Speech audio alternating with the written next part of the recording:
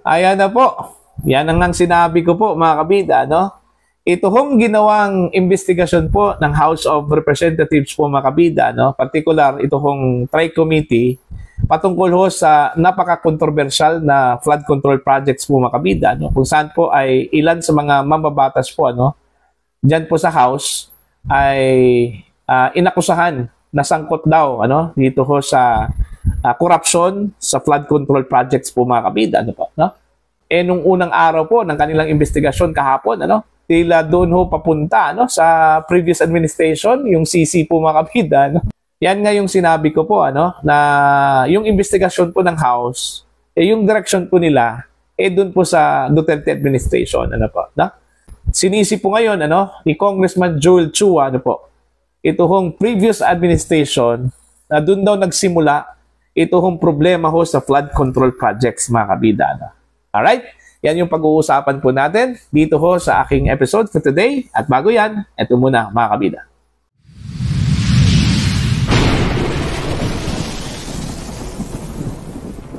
Isang magandang oras sa lahat at welcome po sa aking channel. Eto na nga yung sinabi ko po, ano, na yung direction ho sa investigasyon na ginagawa po ng House of Representatives po mga kabida, no, patungkol ho sa flood control projects anomaly, doon po papunta, no, sa Duterte administration, ano po, mga kabida. Eto, babasahin ko lang po, ano, itong balita mula sa ang balita ngayon, mga kabida, ano po. Ang kanila pong title sa kanilang article, ano, namana lang daw ni Junior. Yun, kumbaga na-inherit lang daw ni Pangulong Marcos yung problema ho sa flood control mula sa previous administration, ano, mga kabida. Eto, babasahin ko lang po, ano, tila hindi na sorpresa ang publiko nang igiit ng mga congressman na ang ugat ng flood control scam ay mula pa noong administrasyon ni FPRRD. Ayun. Nung panahon pa raw, ano, ni Pangulong Duterte, mga kabida, nag-umpisa ito hong problema ho sa flood control, mga kabida, ano po, no? Sa unang pagdinig ng House Infra Committee, sinabi ni Manila Representative Joel Chua na ang mga anomalya ay may pinagmulan sa budget insertions noong panahon ni FPRRD. Noong 2017 pa lang, nagsimula nang naglabasan ang mga babala.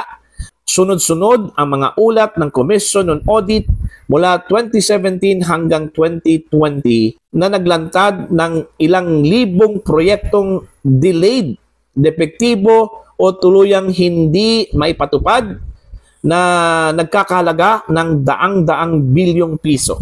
Dagdag pa niya, inulat ng PCIJ noong 2018 ang pagkakasangkot ng ilang malalaking kontratista at mismong House Appropriations Committee ang nakatuklas noong 2019 ng mga flood project na isiningit ng walang malinaw na batayan.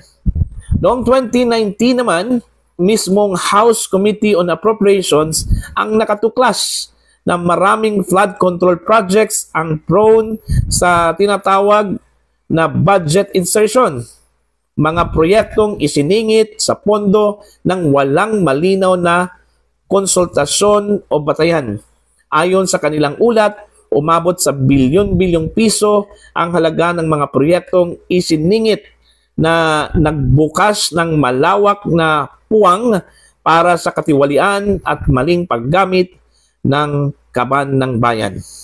At noong 2020, hindi raw nakapagkilala ang kabulukan matapos aminin mismo ni FPRRD na talamak ang ghost projects sa bansa.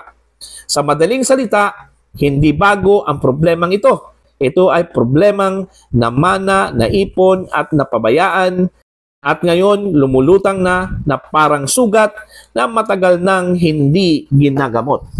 Ayon. So doon papunta yung direction po mga kabida, no, ng CC ho. Okay? Paninisi ng mga mambabatas sa previous administration. Alright? Dahil doon daw nagsimula at minanan lang daw ni Pangulong Ferdinand Bongbong Marcos. Ang question po ngayon, kung ikukumpara po natin, base sa datos po mga kabida, yung budget noong 2011 hanggang 2022, nasa almost 700 billion lang po yung budget, ano, mga kabida, sa flood control projects, ano. Out of 1.9 trillion pesos na budget since 2011 hanggang 2025, almost 700 billion pesos lang po, ano, ang napunta po sa flood control projects nung dalawang administrasyon, mga kabida. Panahon po ni dating Pangulong Noynoy Aquino at Pangulong Duterte. While ito hong napakalaking budget po, ano, na 1.1 or 1.3 trillion pesos, napunta po sa isang administrasyon lang po, ano, since 2023 hanggang 2025, mga kabida. Panahon po ni Pangulong Ferdinand Bongbong Marcos. Now, saan po yung mas malaking problema dito? Saan po yung malaking nakulimbat na pera, mga kabida? Doon ho sa 700 or doon po sa 1.3 trillion pesos po? Diba? Talamak po ngayon eh. Eto, sa post po ni Mr. Teo Moreno, mga kabida, no? The Discayas Timeline. Aquino Beginnings, Duterte Scrutiny, Marcos Surge. Okay? In the recent Senate hearings, the kakamping seized on Sara Discaya's statement that their family's flood control projects began in 2016, weaponizing it to pin the entire controversy on former President Rodrigo Duterte. Ano? But the complete record tells a very different story. One that begins under Aquino, focused scrutiny under Duterte, and exploded only under Marcos. Ayan, ito po, mga kabida, no? Sara Discaya herself testified that their family entered DPWH bidding in 2012, still under President Benigno Aquino III.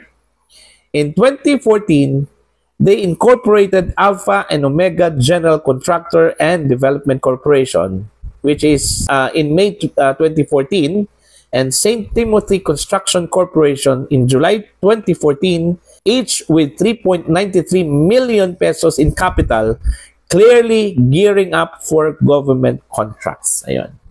By August 12, 2015, DPWH had already suspended their flagship firm, St. Gerald Construction, for submitting its spurious tax clearance, proof of their active involvement in DPWH projects long before Duterte. Ano? So, doon pa lang sa Aquino time, meron na pong problema po, ano? Ito hong mga Discayas po, mga kabida, ano po, no? Despite this, St. Gerald still managed to win 9 contracts worth 440.5 million pesos between August 2015 and March 2016. The suspension was lifted on March 4, 2016, just 3 months before Duterte assumed office. From 2016 onwards, flood control projects indeed became central to the Discayas portfolio. In 2017, St. Gerald won the road projects in Davao worth 816.98 million pesos, with some tied to other contractors like CLTG Builders.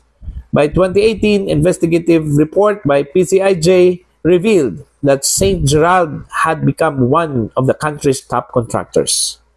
But the narrative of favoritism collapses when we look at the facts. On January 31, 2020, DPWH Secretary Mark Villar issued Department Order Number 20 blacklisting St. Gerald for 1 year due to delays in a Cavite school projects. From 2019 to 2021, Discaya Link firm had no DPWH awards in Davao region. If they were truly untouchable, why would the Duterte government impose a blacklist that cost them millions? Ayan. So yun yung timeline, no, mga kabida, hanggang umabot po sa Marcos administration. Sa Marcos administration po, ano, ang nakuha po, mga kabida, no, ng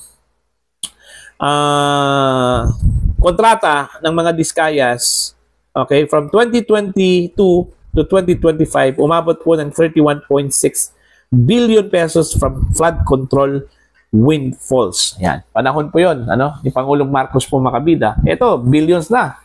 Yung time po ni Pinoy at saka time po ni Duterte, millions lang po, hundreds of millions lang po yung kanila pong kontrata po mga kabida. Pero ang maganda lang po dun sa Duterte administration, yun na po nagkaroon po ng scrutiny doon po sa operation po ng construction firms ng mga Diskaya. At yung isa po mga kabida, nasuspend yung kanilang construction firm, ano? Sumali po sa bidding po ng mga government projects po mga kabida, no? Dahil sa meron pong nakitang spurious tax clearance, ano? Ito hong Department of Public Works and Highways. Okay? Now, dito po sa Marcos administration, dito po lumabas ito hong napakalaking kontrobersiya po, ano? Yung flood control projects na substandards at the same time, yung flood control projects na ghost, meaning wala hong proyekto pero binayaran po ng gobyerno, ito hong contractor po mga kabida, no? Yun yung matindi po. Okay, tapos sasabihin po ni Chua mga kabida, no, na minana lang po, ano? Actually, maliit lang po yung minana po kung ikukumpara sa nangyari po ngayon, ano, mga kabida. Kung pagbabasihan lang po natin yung budget, ano, napakalaki yung budget ng Marcos admin, ano, patungkol ho sa flood control, mga kabida. Kung ikukumpara po natin, combining two administrations, Pinoy at saka ito hong Duterte, wala po sa kalingkingan po, mga kabida, yung budget po nila, kumpara po sa Marcos admin. Tapos sasabihin po, ano, ni Congressman Chua na minana lang po ng Marcos admin ito hong problema ho sa flood control, ito hong corruption sa flood control, ano? Hindi po minana, although meron na po dati, pero kung tutuusin po mga kabida, dito ho nag-explode sa panahon po ni Pangulong Marcos. That's according to the research of Mr. Teo Moreno, ano, mga kabida. See? Kaya nga, yun yung sinabi ko po, ano, na ito hong investigasyon po mga kabida, no, ng House, nakikita ko na po na yung direction po ay dun ho sa previous administration. Sisisihin po, ano, ng investigasyong ito hong Duterte administration wala naman po talaga silang ibang pakay po dito, ano, mga kabida. Sisisihin yung previous administration at i-exonerate yung Marcos admin po, mga kabida, no? Okay? That's my own opinion, mga kabida, ano po, no? Okay? So, titingnan na lang po natin, ano, kung hanggang saan yung tiwala po ng taong bayan po dito sa investigasyon po ng House, ano. Yun ngang proposal po, ano, ni Congressman Toby Chanco po mga kabida na ipatawag ito kung si Congressman Zaldico, ano, at former Senator Grace po, ano, tinutulan po mga kabida ng ilang mga kongresista po. Bakit? Tama yung sinabi po ni Chanco. Ano bang silbi ng investigasyon dito kung i-spare po natin yung mga kapwa mambabatas po natin na accused of being involved dito ho sa corruption ho sa flood control projects, ano? Diba? Since the company of Zaldico ay na-mention po doon ho sa listahan po mga kabida ni Pangulong Marcos na nakakuha po ng kontrata, no, sa mga proyekto po ng gobyerno, bakit hindi ho pwedeng ipatawag ito kung si Zaldico? Okay? Magtatanong lang man yung mga mambabatas, mga kabida, hindi naman po i-crucify dyan si Zaldico Magtatanong lang po, bakit ayaw po nila? Ito hong si Congressman Abante, bakit ayaw po niya? Tanong lang po yan, mga kabida, no? Kaya nga, kung gusto ko nilang mag-build po ng trust mula sa mga tao dito ho sa kanilang ginagawang investigasyon, they should be transparent enough. Okay? They should be transparent enough, mga kabida. Kung sino man po yung dapat masasagasaan po mga kabida, so what? Okay?